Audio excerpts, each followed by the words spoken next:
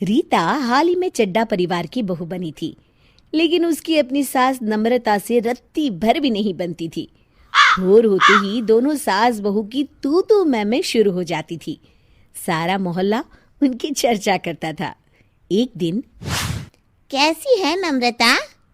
अरे ममता, तू बड़े दिनों के बाद तेरे दर्शन हुए। आ बैठ, मैं अभी तेरे लिए बढ़िया चाय बनवाती हूँ। अरे बहू, जरा 2 कप अदरक और इलायची वाली चाय तो बना के ला। अरे माँ जी, जरा से मेरी आंख लगी नहीं कि आपकी फरमाइशी शुरू हो जाती है और मैं पूछती हूँ, चाय पीने का ये कौन सा वक्त है? अरे बहू, ये मेरे बचपन की सहेली है। बचपन की हो या बुढ़ापे की, रोज ही कोई ना कोई इस घर में आता है। मैं इस घर की कोई नौकरानी हूँ क्या, जो आप सारा दिन मुझसे लोगों की आवभगत करवाते रहती हैं? खुद उठ के चाय बना लीजिए। अरे बहू, जरा छोटे बड़े का लिहाज तो कर लिया कर। मेरी कमाई खाती है और मुझे पे धौंस जमाती है। दोनों सास बहू को लड़ते देख ममता बोली, अच्छा नम्रता, चाय मैं फिर कभी पी लूंगी, अब मैं चलती हूँ। अरे बैठ, तू कहाँ चली? चाय तो मैं आज तुझे पिलाकर ही भेजूंगी। मैं इस घर की मालकिन हूँ, मैं जो चाहूंगी इस घर में वही होगा। तू इस चुड़ैल की बातों पर ध्यान मत दे। रीता गुस्से से अपने कमरे का दरवाजा बंद कर लेती है। क्या कहूँ ममता, पता नहीं भगवान को क्या हो गया है, जो उसने आजकल अच्छी बहुएं बनाना ही बंद कर दिया है। आज के जमाने की बहुएं सब की सब नकचड़ी है, अपनी सास से बात करने की तमीज नहीं है। मेरी बहू बिल्कुल मेरी सास की जेरॉक्स कॉपी है। अरे मेरी सेवा तो छोड़, सीधे मुंह मुझसे बात भी नहीं करती। ममता मन ही मन बड़बड़ाती है, अरे ये तो अपनी बहू की बुराई का कोटा खत्म ही नहीं कर रही। इन दोनों सास बहू का तो ये रोज का ड्रामा है। पता नहीं मैं यहाँ क्यों आ गई। अरे क्या सोच रही है? इस महारानी के और कारनामे सुन। नहीं नहीं, बस फिर कभी, मुझे बहुत ज़रूरी काम याद आ गया तो चलती हूँ मैं। इस तरह दोनों सास बहू के रोज रोज के झगड़ों से कोई भी मेहमान उस घर में आने से पहले 10 बार सोचता था।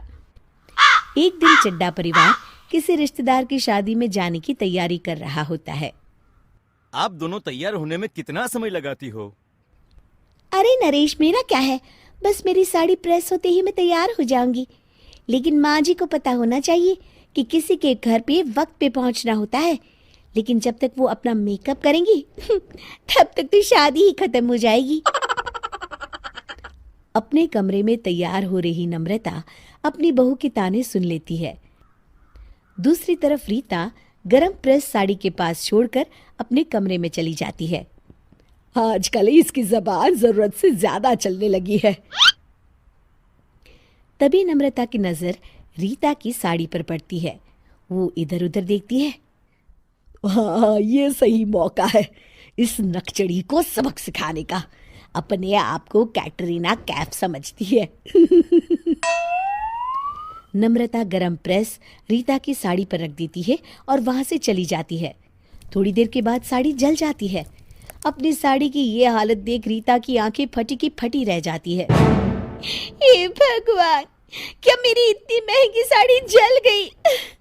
मेरी साड़ी की ये हालत माँ जी ने ही की होगी। अरे ये क्या हो गया रीता? तभी वहां नरेश आ जाता है। देखिए, माँ जी ने मेरी साड़ी जला दी। अरे बहू, जरा सोच समझ कर बोला कर। तूने मुझे साड़ी जलाते देखा है क्या? मैं तो अपने कमरे में थी। अरे रहने दीजिए माँ जी, मैं सब जानती हूँ। ज्यादा भोली बनने की कोई जरूरत नहीं है।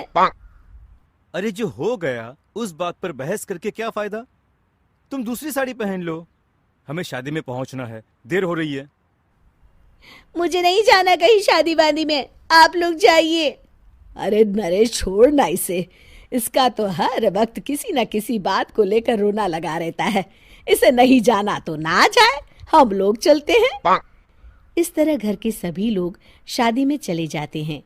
दूसरी तरफ रीता नाराज होकर बिना किसी को बताए अपने मायके चली जाती है। बेटा नरेश, हमारे घर में ये सब ठीक नहीं हो रहा है। इन दोनों सास बहू में सुलह कराने के लिए हमें कुछ न कुछ तो करना ही पड़ेगा। आप ठीक कह रहे हैं पिताजी।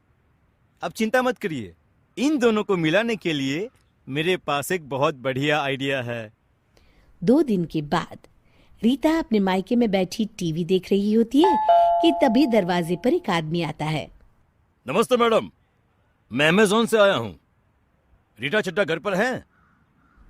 हाँ हाँ, मैं ही रीता हूँ, कहिए क्या काम है? जी, आपकी सास ने आपके लिए 2 साड़ियाँ अमेज़न से खरीदी हैं, मैं वही देने आया हूँ। साड़ियाँ देख रीता बहुत खुश हो जाती है। वाह, कितनी सुंदर साड़ियाँ हैं। माँ जी ने इतनी महंगी साड़ियाँ मेरे लिए खरीदी। सच में माँ जी मुझे कितना प्यार करती है और मैं आज तक उन्हें गलत समझती थी।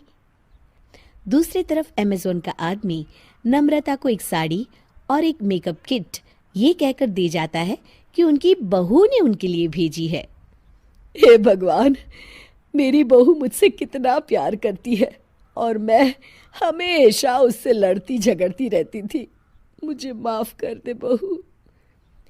रीता अगले ही दिन अपने ससुराल वापस आ जाती है और फिर चड्ढा परिवार में हमेशा के लिए शांति कायम हो जाती है। इस तरह नरेश और उसके पिताजी दोनों सास बहू की सुलह कराने में सफल हो जाते हैं।